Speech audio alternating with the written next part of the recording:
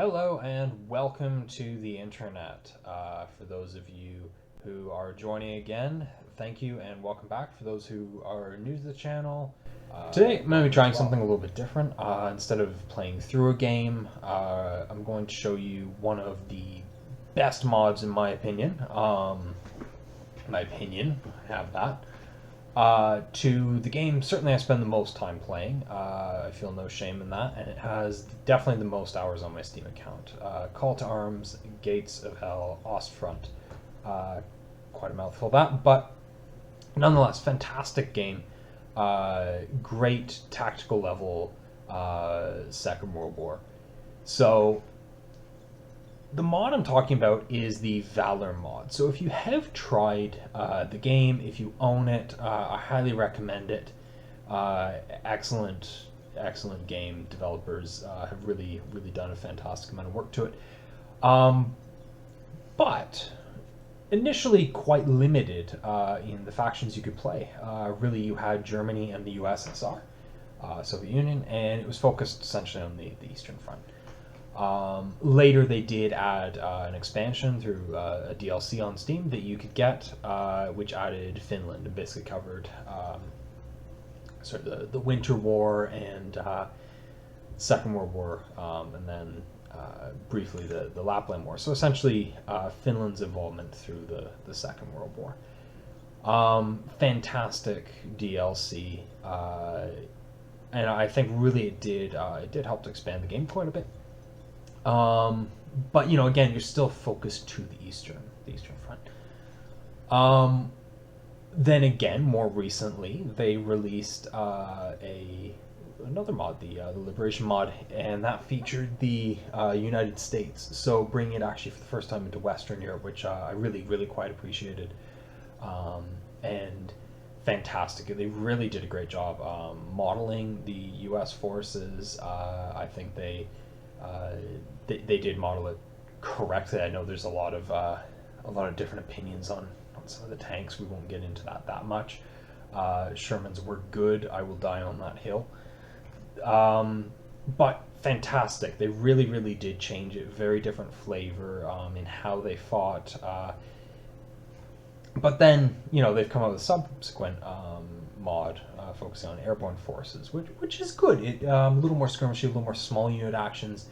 But what I want to talk about today is the Valor mod, which essentially provides a whole host of new nations and factions that you can play as in the game. Now, I want to be clear, this is not part of the official game. This is a mod. But whoever has created this mod, thank you. This is fantastic content. And you've done incredible work actually modeling each unit within the game. Now, I guess disclaimer before we get in, again, with not being native to the game and not being sort of developer created, sometimes there are a little bit more bugs. You can see where they've used models and sort of colored or fit them into there. That's okay though. It plays fantastically for really what it is. Any minor bugs can be forgiven. So if you haven't gotten it yet, I highly recommend it. But what I want to do today is just kind of give a bit of a rundown of really what it is, and then encourage anyone out there who's interested to go and get it for yourself, give it a try. So instead of actually playing, now I originally thought, okay, well, I'll do a playthrough, I'll do a Conquest playthrough. But then I sort of realized that my playstyle would be horrific to actually show. I'm sort of a slow grinding player, heavy artillery focus, so a lot of it would just be me indirect fire and sort of following it up with an armored attack, and it would be really undramatic and sort of boring. So instead, I'm going to show you some of the factions and I guess just share what there is in the mod if you're interested in it.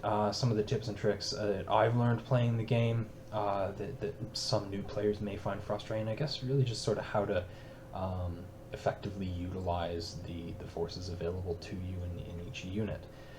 I won't be focusing on the main factions that are sort of intrinsic to the game, so the USSR, Germany, Finland, and the United States. I won't be focusing on those. There's plenty more people who've covered those. Go watch them. Go watch some of their channels. They'll do a better job than I will. But anyways, stick with me, and we're going to explore this mod a little bit, and maybe you can get a little inspiration or idea of maybe what you'd like to try. So beyond the initial factions, the USSR, Finland, and the USA, we have the addition of Japan, Italy, Japan again, France, and France is one that you can play in Western Europe, Poland, Hungary, US again, Britain really in the Commonwealth, because it does cover Canada as well. I would like to see Canada modeled maybe a little more thoroughly, but a fantastic job. And then what you can do is you can have combined forces, so Britain and the US forces, Germany and Italy together, Germany and Hungary, France and Britain, Germany, Italy, Japan, USSR, Britain, US, etc. So I guess what we're going to do is I'll go through and just show you each faction that I've played as and sort of my general thoughts on it. So I'm not going to be rating them. I'm not going to be saying which one's best. To be honest, I've played through each of the factions quite a lot, and they all have their merits. They all have a different flavor. It's really up to you. They all have challenges, and a lot of these being sort of more minor nations do have more restricted equipment, and you have to factor that in to your playing style. So first we'll start off with Italy.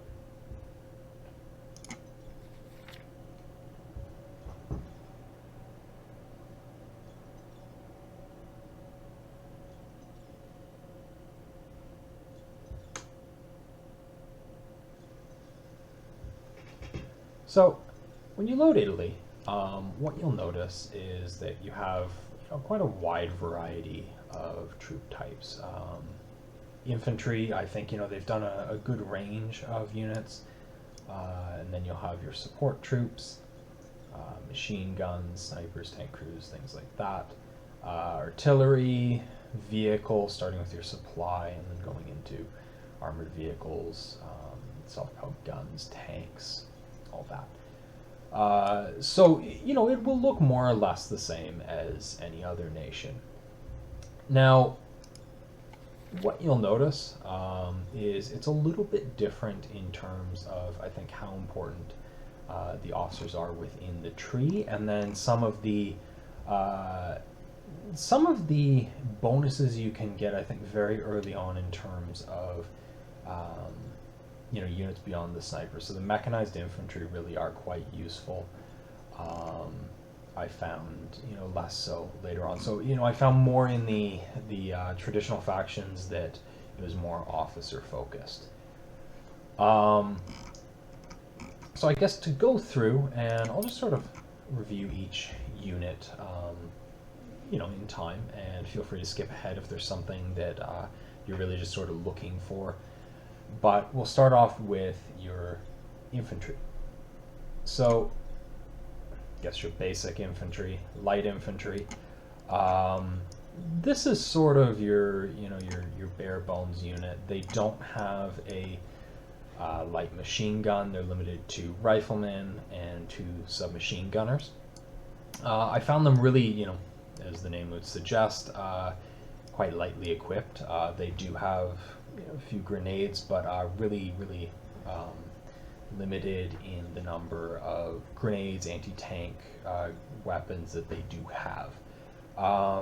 That being said, they're solid and they will do the job. I've actually found it useful to augment them, especially after your first battle, by picking up enemy light machine guns. Definitely make sure you're looting enemy bodies to get as many anti-tank grenades and med kits as you can. I guess we'll just go in, as this is the first unit, and show what the models actually look like. So they're fantastically modeled, pretty good detail, and quite decent. One thing I have noticed, there's a little bit of a bug in the game that, especially with Italy, I've noticed sometimes they'll get stuck on the desert or sort of tropical uniform. Now, I did like that. I'm usually playing against the USSR, so representing some of the Italian forces that did actually fight on the Eastern Front. And they were in the sort of, temperate gray, green-gray uniforms. So, a little frustrating that, but, it's minor. Overall, they did give a bit of a different flavor to Italian infantry. They're not just a reskinned German infantry or Soviet. Their rifle, the Carcano, does, it has a great sound model, but it does feel less powerful and does have less stopping power than the German Mauser, the Soviet Nagant. And you do really notice that as you start playing the game. Noticing that you maybe have a little bit less firepower from your infantry. That being said, the infantry do accumulate skill quite reasonably, and you can you can use them, but it does certainly have less stopping power, and you will notice that. Otherwise, yeah, so pretty basic infantry. Anti-tank riflemen, useful for keeping enemy armored vehicles away in the first few rounds of combat. Beyond that, anyone who's played the game will realize that it's not going to really be useful for too long. Interesting that they've modeled them with a Polish anti-tank rifle. I'm not really sure about why they did that. It might just be a reskin of the Polish faction, which we'll cover in a later video. They have also modeled the Beretta M38 submachine gun. Love how his hand goes. Not all janky. Ignore that. Actually, fantastic submachine gun in the game. Really useful, and it's good to see that the Italians do get that. So anti-tank rifle, useful against tanks, light armor vehicle in the first few rounds, but definitely make sure you move on from that. I guess the next most effective anti-tank weapon or infantry anti-tank weapon you'll find is the Panzerschreck. So they can be equipped with the German Panzerschreck. Now, to be clear, this is not necessarily the same force as before. Sorry, take a drink of the juice. So this is the RSI, or Italian Social Republic, so fascist forces later in the war. Really fighting in northern Italy, mostly against partisans, but against Allied forces as well, sort of after Mussolini's abdication. And they were equipped by the Germans with some Panzerschrecks and a few more German weapons. So not really accurate for the theater covered in this game, but still nonetheless interesting to field. Maybe a what-if scenario if they did send forces to the Eastern Front. I don't know. Don't see how that historically could have happened, but whatever. Fantastic anti-tank weapon. Really does give a lot more punch, though, and it would be extremely useful, especially facing the Soviets, to deal with some of their later tanks that are quite threatening to the Italians, and you do feel that lack of anti-tank ability. Medic, pretty standard. They do have carbines, which is nice, but otherwise nothing special. Regular squad, so very similar to the light infantry. They do have a little bit more in the way of grenades and weapons like that, but nothing too heavy. Really, the only difference you'll get is a light machine gun, which they have modeled as the Beretta M30. So this does fire the same round as the rifles, and you can actually interchange ammunition, so that's great. You can actually keep that supplied by taking from the infantry manually.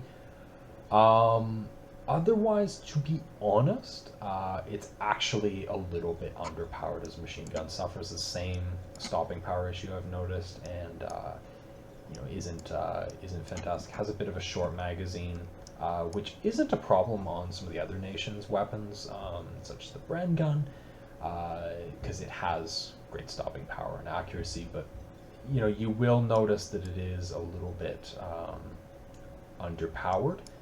Nonetheless, does add a bit of extra firepower to the squad, so I do recommend getting it. Beanie, essentially just better, again, infantry, more elite, and they do have these carbines.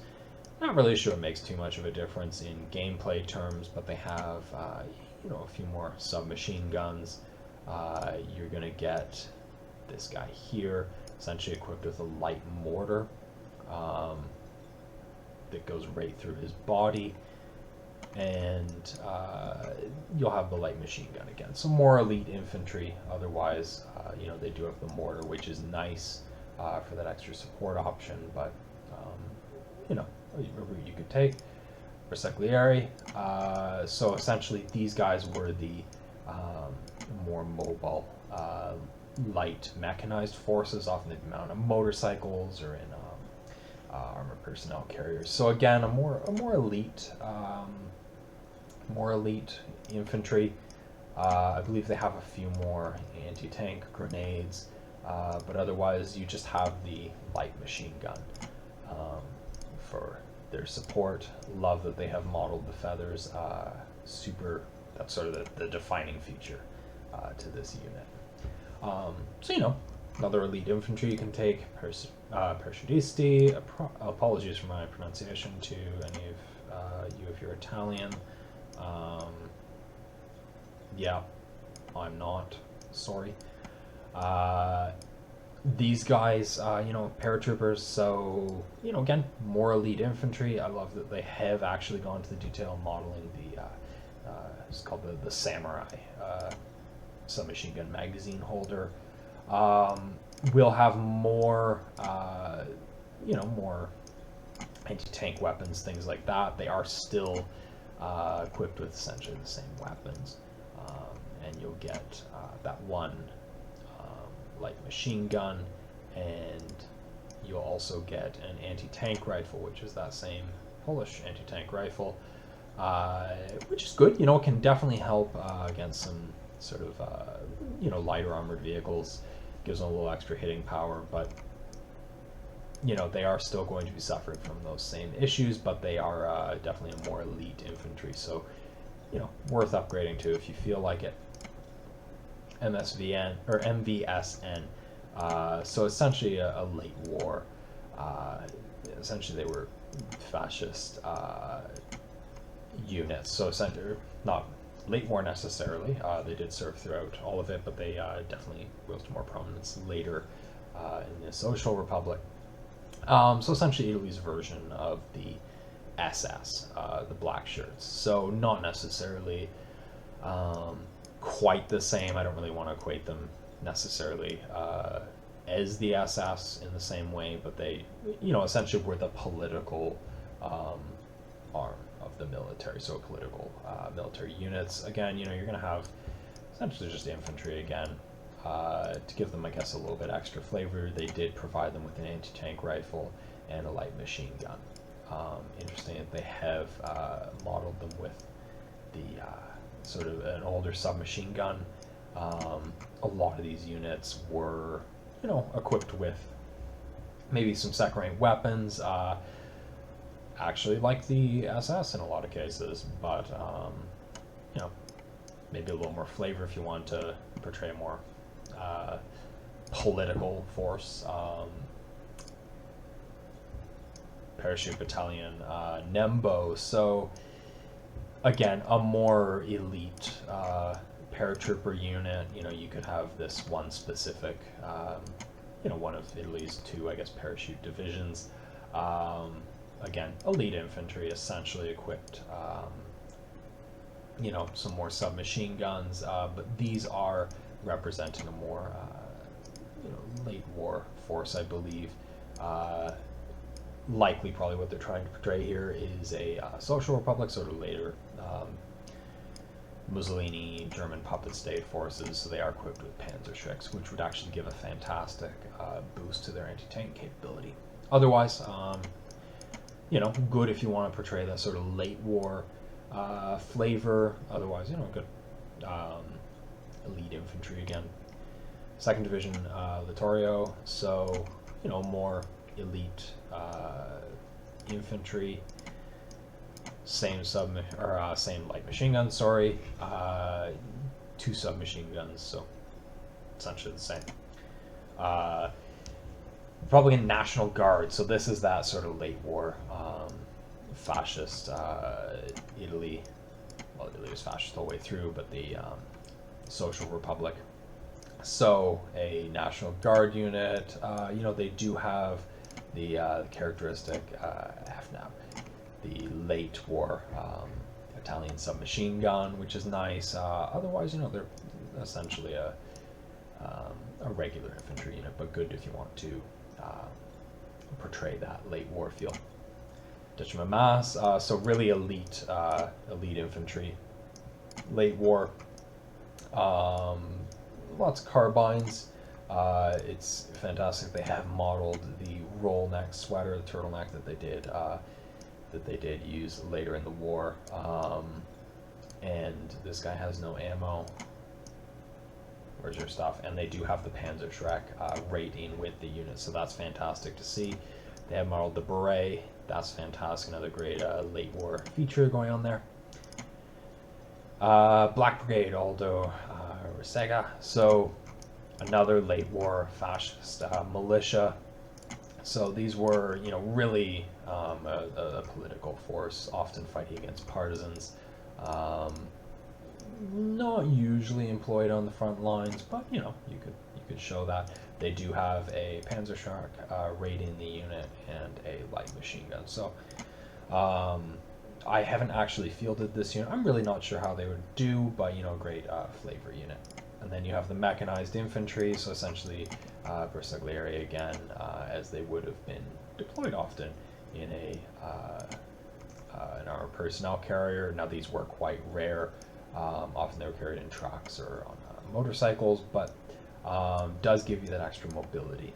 Now, just a warning, so this vehicle, it is extremely thinly armored. It will be taken out by literally anything except for a rifle bullet, and the machine gunner is quite vulnerable. The Italian machine guns do suffer from the same issues with stopping power, I find. However, it is good. It does give you a mobile machine gun, and it is a good support. So, definitely worth taking, and it is a unit that you can get, I guess, earlier on, just accessing through the officer on the research tree. So definitely worth taking if you want to sort of save those research points, but definitely has its limitations. Don't rely too much on that armored personnel carrier. So the other interesting thing I've noticed that this mod has a lot of is auxiliary detachments, and it's essentially just 2 or 3 infantry that you can take. Very low points cost, very cheap, so it's great early on if you're not able to sort of research a good infantry unit. You can sort of create squads in a more ad hoc way. It also is good if you just have 1 or 2 extra, I guess 2 in this case, points to spend, so you can just bulk out your forces. Give a little extra punch to some of your engineer units is often what I do in defensive battles. You can take machine gunners, so if you do research this, pair them with the auxiliary detachment, you can make a squad. Combat engineer, anti-personnel mines, pretty much the same as anything else, very useful in defense. Block off those choke points, things like that. I often use the anti-tank mines more than that. I find I can deal with infantry relatively easily just using machine guns and dug-in infantry. So the anti-tank mines are definitely useful, and you'll find they're more useful for Italy, who does lack a lot of effective anti-tank weapons, unfortunately, especially sort of middle of the the conquest campaign, you'll notice that the Soviets will start bringing in heavier tanks, and you will feel that pressure, and you'll have to get creative as to how you're going to take them out. Combat engineer, sappers. So, a normal combat engineer. The only thing I noticed that they aren't able to do is dig in tanks. I'm not sure if that's intentional or not. Mod developer, if you are listening, is it intentional? Is it a bug? But nonetheless, a good unit to really dig in. Absolutely critical to take in a defensive battle, in my opinion. So useful. They can serve as infantry. They're not going to be as skilled, but if you're taking them anyway, dig them in a not as exposed position. Yeah, they'll help defend. Flamethrower infantry. I've noticed the flamethrowers are not always modeled the best in this mod. That's okay. He has no tank. It's literally just the I think that's the German flamethrower. Anyways, that's all right. I'm not complaining. I haven't had great luck with flamethrowers, to be honest. I find them more of a liability than anything. I've probably killed just as many of my own guys. And usually I'll just, if they come with a unit, sort of assault engineers or any squad like that, usually I'll just get the guy to throw away his flamethrower. I find them too much a risk. They can be used against light armored vehicles, I find. That is a good use for them. Certainly built up positions, but it's not as effective as you may imagine, which is realistic. But nonetheless, you can take one. Tank crew, good for replacing your casualties or for capturing enemy vehicles. Nothing too special there. They have modeled them fantastically with the leather jacket and the Italian tanker helmet. Great look to them. The sniper, yeah, it's a sniper. It's great that they've modeled them as a Alpini. A little awkward if you're not taking a mountain infantry force, but definitely useful if you're into snipers. I usually don't take them. Sometimes I will, to just sort of spend those last few points, but usually I don't bother with snipers, but they can be an absolute pain in the ass if your enemy has them. So maybe I'm wrong there. Post in the comments if you do like taking snipers, and I guess how you use them, if you find them more useful. Officer, great when you do have the fog of war setting on. Will give binoculars, give you that extra sight. Infantry supply crates. So just note, in the mod, the supply crates aren't like in the regular factions where you can resupply heavy weapons, sort of artillery, things like that. Or tanks, it really only resupplies infantry. So just beware of that if you are playing Italy. Nonetheless, really critical, I think, to find to have with you in the early stages, just to make sure you aren't running out of ammo, especially as Italy, because you can't capture enemy ammo. You do have a different caliber. That was a great advantage that the Finns had. I guess no one else really can do that except for the Soviets if you're playing the Finns. Nonetheless, make sure you fill up on ammo. Breda M37 machine gun, yeah, it's a in-placed machine gun, useful. It does lack the stopping power, unfortunately, same with all the Italian rifles, but it's useful. They're reasonably good. Worth taking sometimes for defensive battles, but honestly, I just capture enemy machine guns and reuse that. I don't find it's worth it to spend the points, just dig in a tank or capture enemy machine guns and use that rather than researching them. Fiat Ravelli model 1935, so better upgraded machine gun. What you'll notice is this one does have the sort of ammo strips, so you do have a shorter firing time. This one belt fed, so it's good. You are using the same caliber of ammo, but it does give you the ability to do more sustained fire, so yeah, worth it maybe.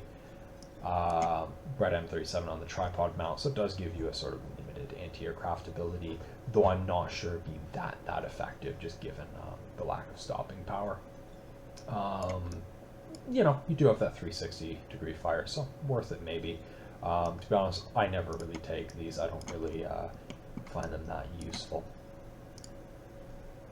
Beretta M35, a solid light autocannon, good for anti-aircraft defense, quite useful actually early on against armored vehicles, will shred infantry, but you are quite exposed. There is no gun shield, so just beware of that. Helps to have something to tow it, but you know, maybe you can't afford that early on. 2-centimeter Solitherm anti-tank rifle. So this is definitely a more powerful anti-tank rifle. You'll notice its penetration at 50 meters would be 28 millimeters. It will deal with some of the early war vehicles, especially the early war Soviet tankettes and sort of light tanks.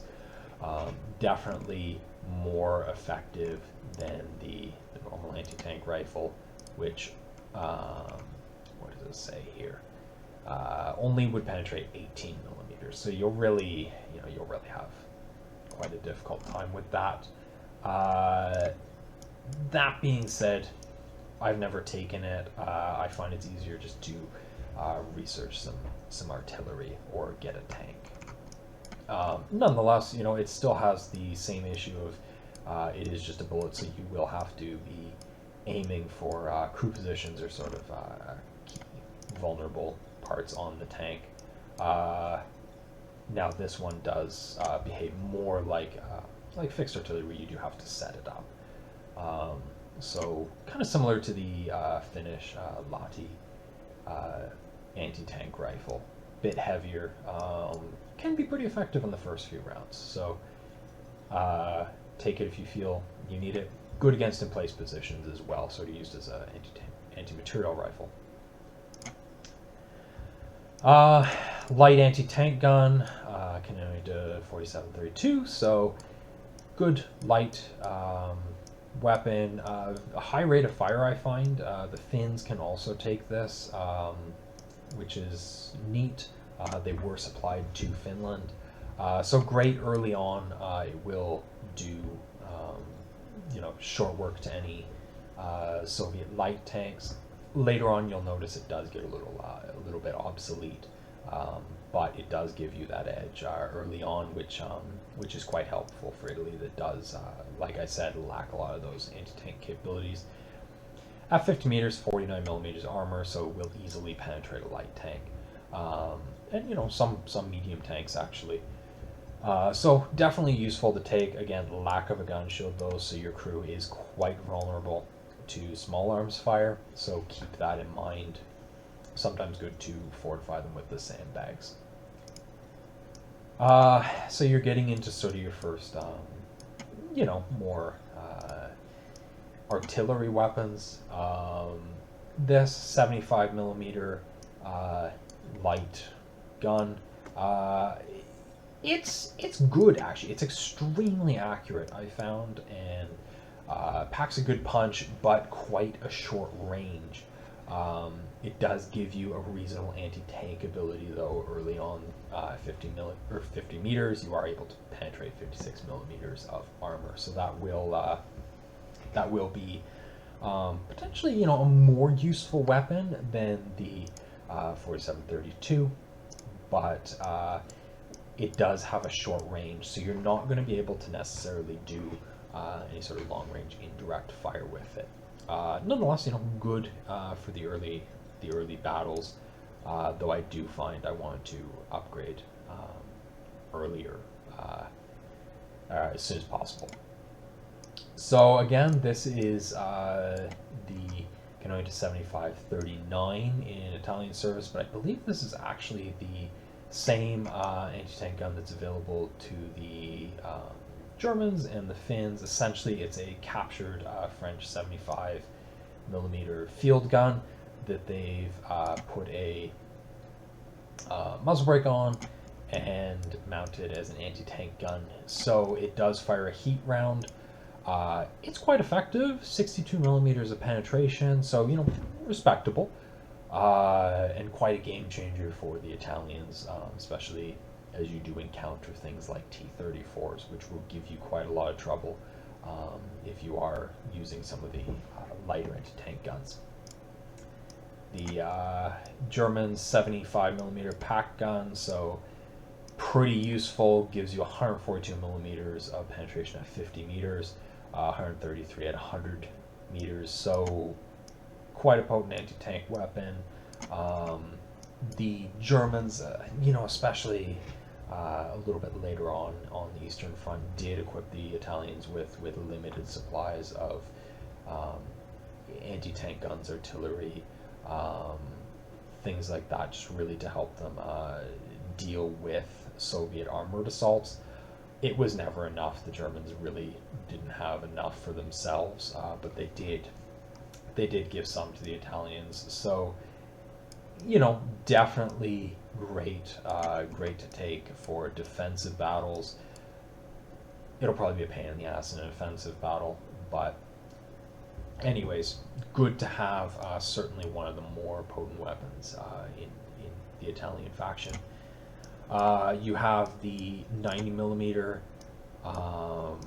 anti-tank, anti-aircraft gun. So this is quite potent as an anti-tank weapon, really sort of like the German 88. It's heavy, it's going to require a tow, I find, but it is going to be quite effective against aerial attack and armor. So good to take. Often I actually just dig a tank emplacement. We'll put weapons like this in there. With the Italians, you can't do that, unfortunately, so they will be a little bit more exposed. Nonetheless, very potent weapon in the defense. Not sure why they only gave them 2 crew.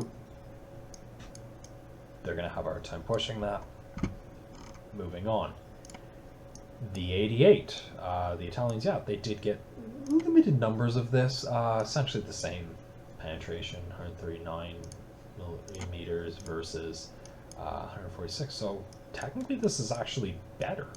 I do know the Germans also use this weapon, especially in the Italian theater. Some captured versions after Italy signed armistice with the Allies in 43. So honestly, I would take this over the 88. The only real advantage I see is the 88 has a gun shield. Can only to 105, 28. So this is essentially the French 105 millimeter Schneider howitzer, I guess. Correct me if I'm wrong. Not great armor penetration, 62 millimeters. It really is just a high explosive shell, but this is a fantastic artillery piece. I think with a little bit of experience on the crew, this is one of the most accurate artillery pieces in the game. A little bit slow to fire, but does give quite respectable range, so definitely worth taking. Definitely fits my play style, which is very artillery focused. So if you are interested in taking heavier, I guess medium artillery in this case, but really investing in that artillery arm, this is recommended. To be honest, I usually don't go any further than this. It gives you the range, and it has a powerful enough shell that you really can do quite a lot of damage with it. If you want to have more heavy artillery, go for it. I usually don't. I find this suits my needs. The next one, the 75 centimeter howitzer. So this, again, have quite a short range, but it's got quite a punch to it. Useful. Would definitely take the 105 if you have the choice, but it is a good weapon. Does have quite a wild-looking gun shield. Yeah, it's good. Good hard-hitting artillery. Medium mortar. Yeah, it's fine. Funny that they just used the French one. Give it a US color. Olive. German sand yellow. Japanese green. So you can have whatever color you want. Doesn't change it. Medium mortar, useful to have. Mortars are... I have such a love-hate relationship with mortars. To be honest, I find whenever I'm using them, they're absolutely useless. And whenever the enemy's using them, they're the most devastating thing. Um, God, they're so frustrating. Anyways, useful to take, especially early on.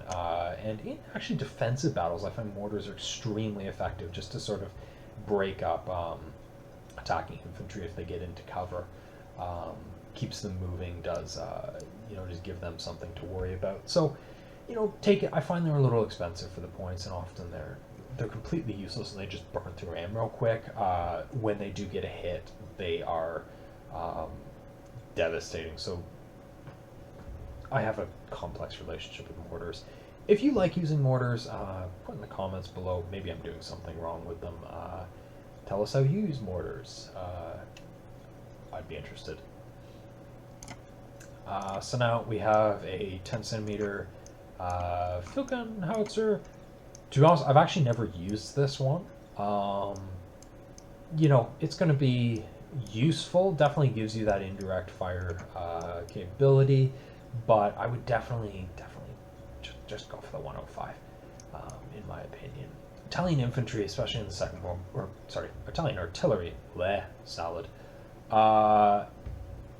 They were good. A lot of their artillery crews were quite good, especially on the Eastern Front.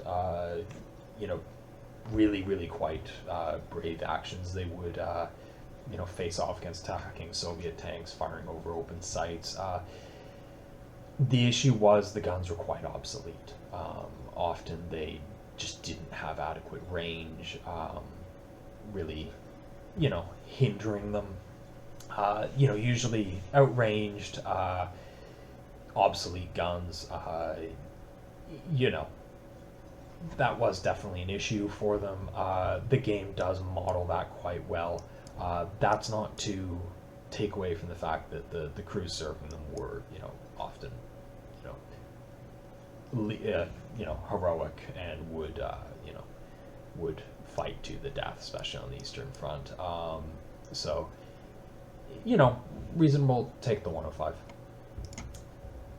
150 millimeter howitzer, yep, good heavy artillery, really devastating when it hits. To be honest, I find by the time you actually get to this, assuming you haven't just been getting artillery and you've been researching tanks and infantry and support weapons, you're often late enough in the game that you really can't get the experience on the crew to actually make it as effective as it really could be.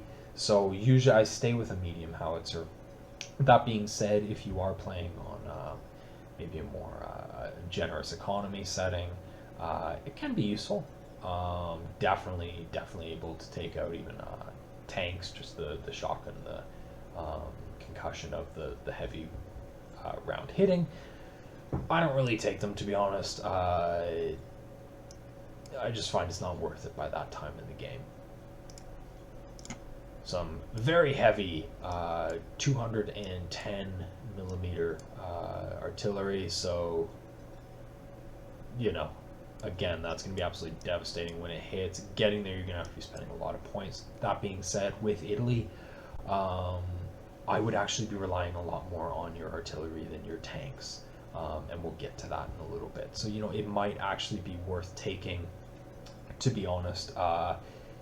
Artillery is fantastic in this game. You can just sort of, sit back and nuke your enemy into a fine mist. So, again, I think the same issue with some of the other heavier artillery. By the time you get it, you're only going to have a few battles left if you're playing a Conquest, which really is only available on the Conquest if you're playing single player. But nonetheless, it's quite effective. Fiat 626. It's a truck, nothing special. Moving on, Lancia 3-row, a heavier truck can tow more. That's it. Moving on. You have a 66 fuel truck, so great for refilling tanks should you need it. Honestly, I never really take them. I don't find, maybe I'm just not moving around enough, or I'm not a uh, German player with the King Tiger. Dear God, that thing always runs out. Um, I find usually vehicles have enough fuel for a battle. Make sure you're resupplying them after each battle, but I haven't really had any issues with it. Maybe you will. Maybe you're playing late war super heavy. I don't know. Yep, nothing really special. Supply truck. Yep, good. Often I find actually just use your supply trucks to tow the artillery, park it next to it, and you can keep firing pretty much indefinitely. Um, Another advantage going from medium artillery, such as the 105. That's another plug for the 105. The rate of fire and the, I guess, points or the ammo cost. Essentially, the truck will regenerate ammo fast enough that you can almost continuously fire the gun within reason. So that's a great combination. And then at the end of your battles, just park your trucks in a row, drive your tanks past them, refill everything, walk your infantry up to them, refill everything. It will save you supply points. So that's another little tip for you. Otherwise, yeah, it's a supply truck. Engineer truck gives you more mines, gives you more, I guess, more build points for engineers. Nothing too special. The AS-4220 Sahariana. If you're Italian, I apologize. Anyways, quite a useful little vehicle early on. It says 2 to 7 millimeters of armor. Realistically, it's a soft skin. These were primarily used in the desert, essentially the Italian version of the LRDG, pretty much just guys Mad Maxing it around the desert and these things. It's pretty good. So it has a anti-tank rifle, that's Solitherm, more effective anti-tank rifle, and 2 machine guns. So it does give you quite a lot of firepower quite early on in the game. It's not armored. Your crew is extremely vulnerable, but it does give you limited anti-tank capability. The issue you'll notice with it is it's got a front-facing and a rear-facing machine gun. You're going to have a hard time employing both of them, so really it's one machine gun that you can face either way, unless you're surrounded. Don't get surrounded. Useful early on. Going to be pretty vulnerable unless you sort of like to beat around, take people out that way. I have done that in the past, essentially, zipping around, taking out artillery or things like that while it's on the move. You have to be careful with that strategy, but it has worked for me, it has failed. AB-40 armored car, so reasonable, quite light armor, really quite light armor, but it does have 2 machine guns. Again, these are lacking the stopping power, quite light, but yeah, it's an armored car, nothing special really. I guess the next commander version of it, yeah, does what it says, nothing too special, no spare tire, don't get a flat. AB-41, so a little heavier armor on the turret, does have the 2 centimeter autocannon, so it does give you limited anti-tank ability, so 50 meters, 33 millimeters, so you can take out a light tank with it. Will shred infantry and does give you that sort of mobile capability that that's quite useful, and a bit of great support for your infantry. To be honest, I find armored cars are not very useful in this game, at least in my opinion. They're quite vulnerable, and for head-on engagement, really you're looking for a tank. Armored cars, like in real life, they're used for infantry support, they're used for recce, they're used for a lot of things that really aren't represented by this game. They're very useful in actual warfare. In this game, really just go for a tank. You're not often going to be doing that much sort of recce or rear line operations, outflanking, unless you are using it for infantry support, which it is good. Interesting feature about this, it does have a rear facing machine gun, which is kind of fun. Good on a reconnaissance vehicle, actually. You can escape and still cover yourself. No jokes about Italians retreating. I won't make that. I actually respect the Italian military quite a lot in the Second World War. You know, even though they did have their super problematic politics, you know, I think the average Italian soldier was not necessarily that into the whole thing. You know, they've gotten a bad rap. A lot of that is the Germans essentially just trying to make excuses for some of their failings, and the fact that, you know, most of their soldiers really weren't into making the Second Roman Empire. Anyways, reasonable armor car. Moving on. AB-43. So, yeah, it's got a better anti-tank gun. It's got machine gun, rear facing again, and a coaxial. So, better, does give you anti-tank capability. Interesting. One spare tire is used, one's not. That's fun. Don't know if that's a mistake or not. Kind of fun. Yeah, better armored car, but, you know, again, limited anti-tank capability, but good early on. Good when you need a anti-tank gun, a machine gun somewhere quick. Self-propelled gun. You've got a 10 centimeter field gun. Yeah, it's good, self-propelled, fantastic just to sort of get it around. You don't need to tow it. You are vulnerable, soft skin, but it's a self-propelled gun, worth it. This one essentially mounts that 90mm anti-tank gun. So again, you're self-propelled. Fantastic, actually, because you don't have to push it around, so you can deploy it quick, be a little more reactive. Dig it in, get it behind something. It is still a soft skin despite having the gun shield, but that's going to be one of your more potent anti-tank weapons, which, as Italy, you definitely want to be investing in. Moving on, so you have essentially a version of the German, I guess the Hamag prime mover. The Italians did actually build their own version of it, so good for a heavy tow. You know, technically lightly armored, 8mm, not going to stop much, but will stop small arms fire. It's a good tow for a lot of your heavier equipment.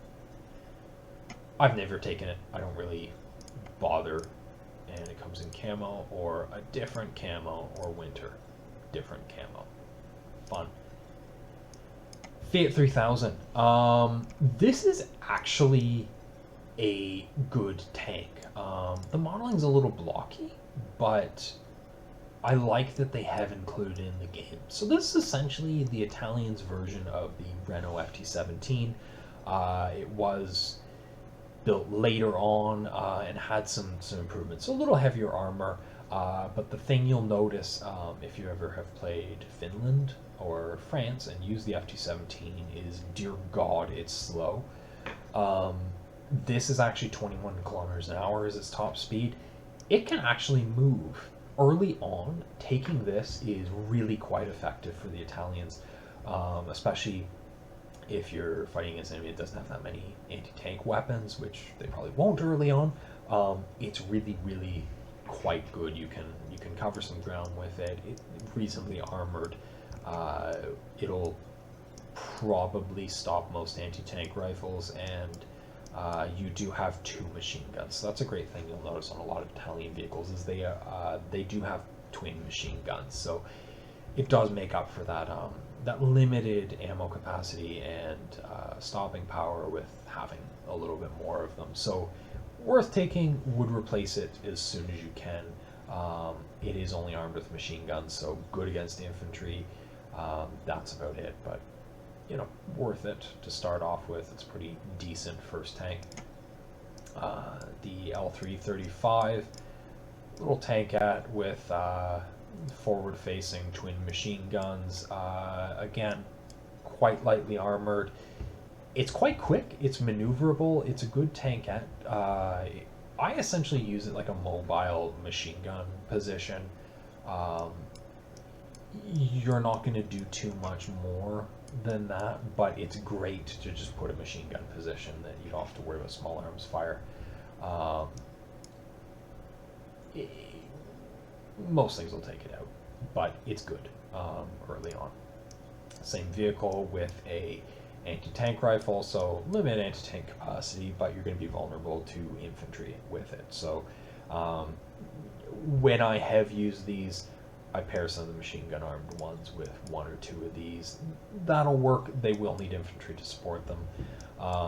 It's good when you need an anti-tank rifle somewhere that you don't have to worry about getting shot, but it's, yeah, there's better stuff. L640, this is a good light tank. Essentially, it's like the armored cars. It's quite maneuverable, it's lightly armored, but it's a light tank. It's actually quite potent, to be honest. It's think of it kind of like the Panzer II. I actually think it's a little bit better. That's my opinion. Autocannon, so the 20mm autocannon, a coaxial machine gun, it will shred infantry. It's good early on. Small, so you can get it places. It's good. It's cheap. Worth taking, but you know, it'll get obsolete quick. So this was actually the most modern vehicle the Italians did, or tank that the Italians did use on the Eastern Front. It was good for scout duties. It, you know, really it wasn't heavy enough armored or equipped to really deal with a lot of stuff. But you know, it's a reasonable little light tank if that's something you want. L640, the flamethrower, yeah, that's fun. Flamethrower and a machine gun. Flamethrower tanks I have more luck with. To be honest, I don't bother with them too much. Just get a gun tank and spam anything with AG. M1139. So this is really the first Italian tank that you'll get an actual anti-tank gun on. This is a less potent anti-tank gun. Only really 33 millimeters of penetration at 50 meters, but it is, you know, a game changer. It does give you that anti-tank capability with armor. Interestingly, the main gun is located in the hull with a turret-mounted machine gun. This tank was quite obsolete by the Second World War. It was kind of initially designed as like a bit of a breakthrough tank, but you know, really kind of a questionable design. Lightly armored. Having the turret-mounted machine guns actually more useful than you would think. I essentially use it kind of like a tank destroyer with, you know, a 360-degree machine gun. So, you know, it's quite good in that role, but the gun, really not great penetration and quite a small round. So you're going to notice, yeah, replace it as quick as you can. M1340, so really, you know, the first very useful tank in my opinion. It has a 4.7 centimeter anti-tank gun, so a lot more effective. And it does have quite a lot of machine guns, so it has a coaxial and two hull mounted, lightly armored, but it's quite good actually. It's, you know, equivalent I think to the T-26s, the Panzer, you know, 35 and 38, even the Panzer III actually I think, and sort of some of the better Stuarts that the Americans have. You know, it's a good tank actually. For sort of that early mid game, but you know, you will want to upgrade it. The 1441, same kind of armor, really not much difference, to be honest, I've noticed, but you do have to get it to get onto the next tank, so buy it if you want. I don't know, spend your points how you wish, but the 1542, this is really where you get a little more useful. So more potent anti-tank gun, You're now getting 65 millimeters penetration at 50 meters, and you do get those twin hull machine guns, so good against infantry. Haven't really gained that much in armor, but you're getting a little bit better. It is a more potent tank. M15 Contrario. God, I'm sorry, Italians. Anyways, kind of like the Flak Panzer or the Whirlwind, but Italian, quite lightly armored, but it does have 4 20mm autocannons, so this will shred infantry, this will shred soft skins and any attacking aircraft, but quite lightly armored. So I've never taken it, but reasonable. Panzer III. So Italy did receive a limited number of German tanks. It's the Panzer III short barrel, so it's got a reasonable high explosive, less potent anti-tank. I'm not sure if this one had heat, but it's a Mark III. It's fine enough-ish. The P-40-75. So this was sort of Italy's heavy tank in the Second World War. Really, it's closer to a medium tank and actually quite a lightly armored medium tank. Nonetheless, reasonable. It does have a 75mm gun. It got a good high explosive round, really quite effective against infantry and emplacements. A lot better, really, than the previous tanks, the M1542. Sorry. It will have a heat round, so definitely worth taking, though you are still going to be really quite vulnerable. Don't expect this to face up against some of the T-34s you'll encounter, but if you do have a group of these, they can sort of tag team and do quite a lot of damage. It does give you, according to this, 100mm of penetration at 50 meters, and it is a heat round, so it's essentially steady across the board up to 150 meters is the max range they've listed here. I don't know about that. I don't know, but yeah. It has a coaxial machine gun. You have lost the dual hull mount though, so a little bit of trade-off, but definitely worth getting as a tank. It is one of your more effective tanks. It does have the roof-mounted machine gun. Honestly, close your hatch. It's a great way to get your commander killed. I don't really think the extra firepower is worth it in most cases. With a 75, so same tank, better anti-tank gun, will give you 66mm penetration, 100 meters, 70 at 50, so reasonably good actually. It's fine. It's pretty good actually. Anti-tank rounds, not bad in this. The high explosive, less so, and it's lightly armored, so Panzer IV, so that's good. Honestly, the Panzer IV I find actually a little bit, light. Has a good 75mm, so yeah, you'll be familiar with it. Solid tank to take, good all around.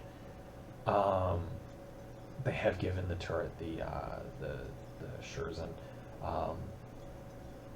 That's useful. I'm not really sure how much of a difference it actually makes in the game, but essentially it was spaced armor to stop heat rounds initially, is what a lot of people think. It was actually more to slow down anti-tank rounds, just by sort of stopping some of their penetrative power earlier on.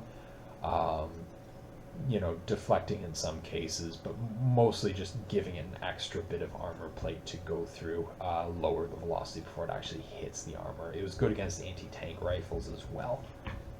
So, interesting, you can take it. Italy didn't field that many of these, but yeah, it is accurate. The Panther, yeah, I'm really not sure how many of these the Italians did actually field. This might be more representing German allied units or German units, fighting with the Italians, or sort of more close cooperation. It did happen sometimes. Panther's a pretty solid tank, to be honest. Sides are incredibly thin. In the game, it's a solid tank. Real life, I don't want to get into that. It was not as good as you may think. Wearaboos. But anyways, neat that they can take it. I don't know. I'm more interested in fielding an actual Italian force rather than just another German force in the game. But, reasonable tank. Semivente 4732, so Italy's sort of lightest tank destroyer. So, really quite lightly armored. It's built on the, what was that tank? The L640. Basically that turned into a tank destroyer, so you have a 47mm anti-tank gun. It's good for getting an anti-tank gun somewhere that it can be shot at, but yeah, it's fine. It's what it is. Kind of equivalent to the Panzerjäger, one that the Germans have. Useful early on. Semivente M40, to be honest, I find this is actually one of the more effective Italian vehicles in the game. Just go with the tank destroyers and the assault guns. This quite good, actually.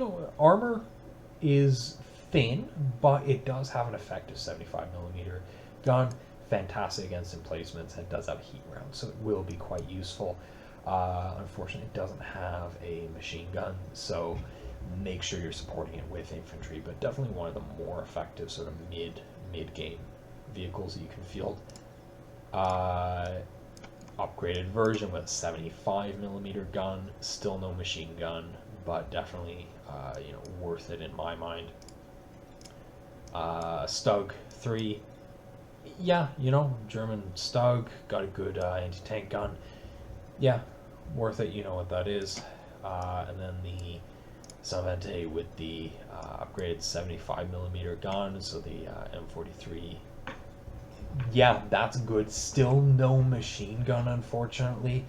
They didn't field them with machine guns, but it's really, really quite low. You can get behind a lot of cover with this. Not bad armor, actually. So this is definitely one of the more effective vehicles that Italy can field. And then finally, the M43 with the 105mm gun. So this is really the most potent vehicle that Italy can field. This will take out comfortably almost any enemy tank that you'll encounter, really sort of the later T-34s. So definitely worth taking if you can get to this, to be honest. Go the Semivente, the assault gun route with Italy rather than the tank route. That's a mistake I made the first time I played. So anyways, that kind of brings us to the end of Italy. Hopefully that's sort of, giving you a good introduction, a good review of all their units. Hopefully you stuck around the whole time and listened to me just kind of rant and blither. But anyways, yeah, Italy I find is quite a good faction to play as. You will notice some of the limitations quite a lot. Some of the lack of range on artillery, the thin armor, the tanks that really just weren't up to spec, and the it's just some of the infantry weapons are a little lacking, but they do have some really good units. If you play Italy quite cautiously, they are effective. I really enjoy my Italian playthroughs.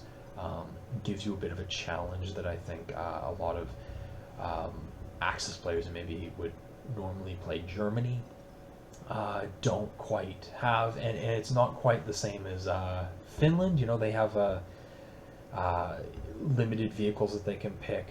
Italy has quite a lot, so you're not going to have that same sort of resource deficiency as you would with Finland. But you'll notice that you'll have to, make a lot more compromises, really be more creative with how you deal with enemy weapons, especially armor. So altogether, quite a reasonable faction, good challenge.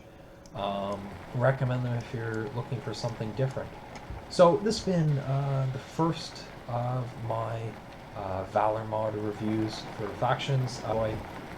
Love to hear from you. Stay tuned. We'll be doing another faction next time. Don't know what that is, but you will see. Thank you again, and have a good time. Bye.